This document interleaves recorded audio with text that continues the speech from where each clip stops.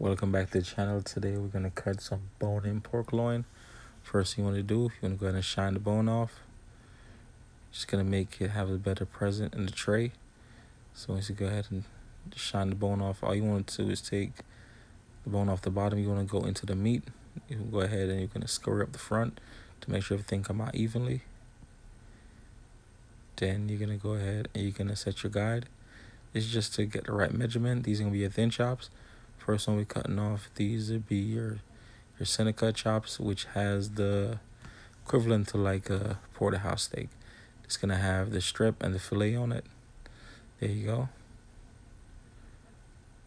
From which you want to be safe by just every time you cut a little bit, you slide your hand down. So those would be, and now we're gonna go into the rib chops, would be equivalent to like a ribeye. So this would be considered your rib chops, your thin sliced rib chops. So go ahead and get them in. As I said, as you cut, you're going to be very careful. The bandsaw is undefeated, never lost. So you want to be very careful when you're in the bandsaw. It's better not to talk to anyone and to be very focused.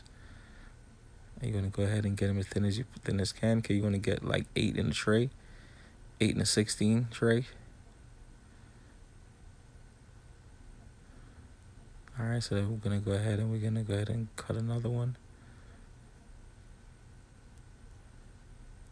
Pretty much, you want to shine it off. This is going to make it have a great plate present.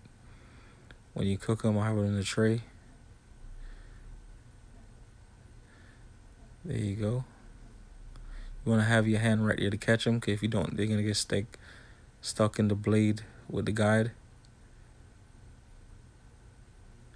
Like I said, it's easy, but you definitely got to be careful. And as you're cutting, you want to make sure you slide your hand down to protect your finger, because like I said, the bandsaw is undefeated. All right, that's pretty much what we're doing right now. Just even that to make sure they all the same size when you cut them, because when you fit them in the 16, you want to make sure they fit in the tray and they get trayed well. So like I said, these would be your rib chops right here. To me, these are better than obviously the center, because the center to me is more dry. The rib chop definitely gonna have more fat. It's gonna have more flavor to it.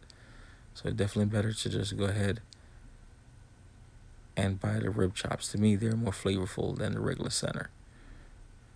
Because like I said, these would be the same flavor as like a ribeye steak, if you're gonna make that reference. The center would be more like a porterhouse, and these would be more like a ribeye chops. Some people actually label it as bone-in pork ribeye chops. So that's what it looks like. So here we go. These would be your center cut chops. These would be your rib chops, I should say. And these would be the blade chops. Definitely get the blade chops. They have great flavor. You can look and tell by the flavor. That's why I said, see the difference?